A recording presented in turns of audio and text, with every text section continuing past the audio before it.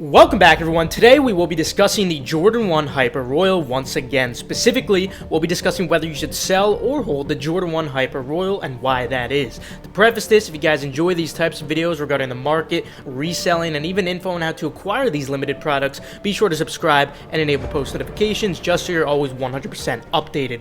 Furthermore, for more urgent updates like shock drops, raffles, and Sitelists, etc., follow my Twitter, KeithAdam10, and also personals for you. This way, you're always in the loop 24/7 whenever there is a restock or drop.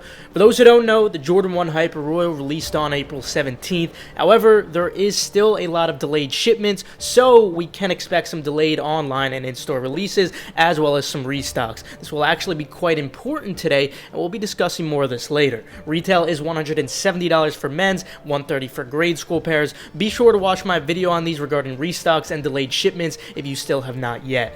In order to determine if the Jordan 1 Hyper Royal will be a fruitful hold, we will cover whether they're expected to increase post-drop or even hypothetically decrease, along with how much specifically over specific periods of time, and finally, what type of margin are we looking at for these in terms of holding, not the retail to resale initial margin, but rather the hold margin over X period of time. Essentially, are these actually going to be worth your time, even if they do go up? At this time, April 19th, 2021, we have a very unique situation for these.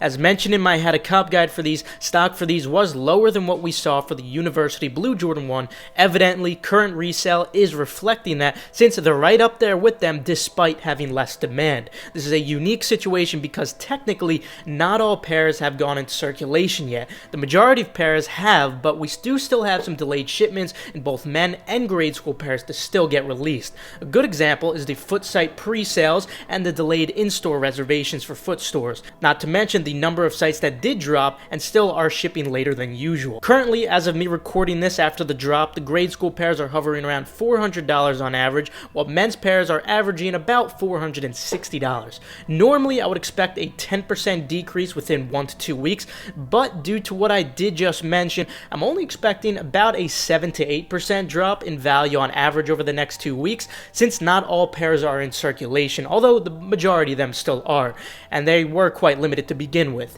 This means that grade school pairs should eventually settle around $370 within the next 1 to 2 weeks, and men pairs should settle around $420 within 1 to 2 weeks. This could leave some men's pairs tapping into that upper 300 range, with some above 422. What makes this situation unique is that it's not really a notable drop in value, and I'm not expecting a crazy drop within the usual 1 to 2 weeks span because of what I mentioned, the delayed shipments. Even though we normally see the bulk of a price drop during that 1 to 2 week period, I do believe that this situation presents a likelihood that they'll continue to drop small percentages little by little until all are into circulation from the delayed shipments. This could potentially go as long as a month perhaps. Where they'll end up, I can't be positive, since I don't have much data to compare with this specific situation. I think a reasonable estimate would be in the mid 300 range, with some in the upper 300 range for the men's pairs. So short term, I'm not expecting these to already start increasing, unlike what we saw on the Mochas, for example. Now that the average price ranges at those points in time are evident though, let's discuss whether they're expected to increase or even hypothetically decrease, along with how much specifically over specific periods of time. Traditionally, Jordan 1s in men's and grade school with high demand almost always tend to increase in value long term. One exception is when a sneaker is overvalued, creating a bubble. This was evident with what we saw on the Satin Jordan 1. This was obviously the biggest example. I do not expect this to be the case with these if we're talking long term. The sole reason that I do believe that these are going to be depreciating in value short term, perhaps within a month or so, is because of this unique situation of the delayed shipments that I've been mentioning. I do think that they're a tad overvalued right now, just because there's a lack of pairs in circulation than what there should be. However, long term, I see this pair having amazing potential for an increase from their trough point, whether that starts in a few weeks from now or even over a month from now. I see this pair being very reminiscent of the Turbo Green Jordan 1 situation. In fact, I even go as far to say as these have more potential than those Turbo Greens based off their current demand and sale volume, which is absolutely insane right now. Stock is still relatively low as well for Jordan 1 with demand of this caliber, long term, within 1 to 2 years, I could definitely see these starting to show similarities to the type of growth we saw in turbo greens, which was absolutely immense. But now finally, regarding the hold margin on these, essentially the price you could have gotten versus the hold price in say 1 to 2 years from now, this is what is most important when it comes to these especially. So I've already made it clear that these do have that same potential as the turbo greens. In fact, I feel that they even have more than that.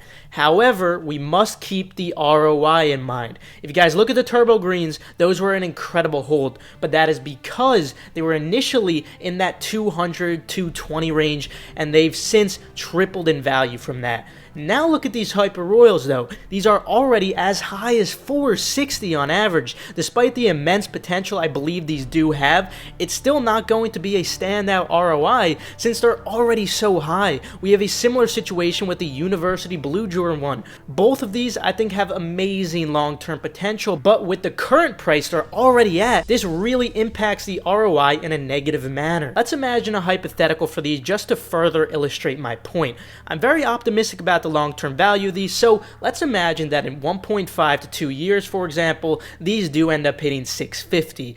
Even if that's the case, this only leaves us with about a 41% ROI. That's not terrible, but that is by far not the best hold we've discussed on this channel before. On the other hand, if you look at the turbo green, which went from 220 to 550, that's a 150% ROI, an amazing hold.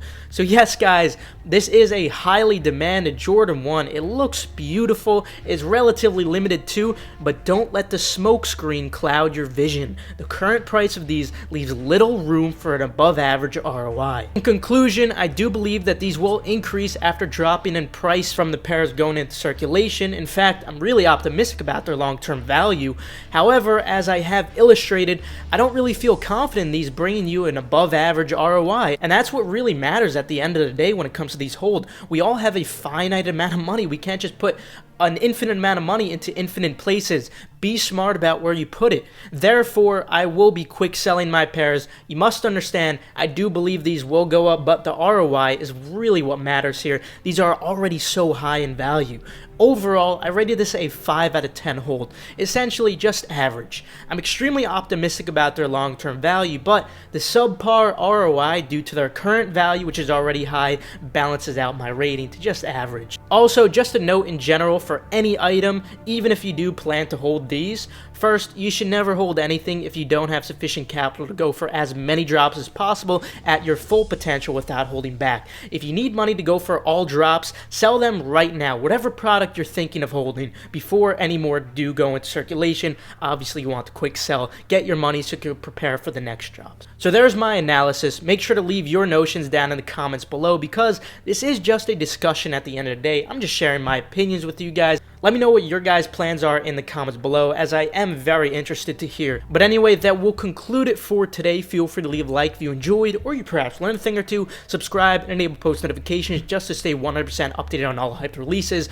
Also, feel free to check out the links in the description below for reliable, fast residential proxies and pre-verified Nike sneakers or Adidas accounts. Also, feel free to follow Endurance's Twitter for updates on restocks or key giveaways. And last but not least, make sure to follow Keith Adam 10 and Personals for you, so you guys stay updated on all urgent info like I was discussing today. With that though, I'll see you guys later. Have a fantastic rest of your day, and good luck on these restocks.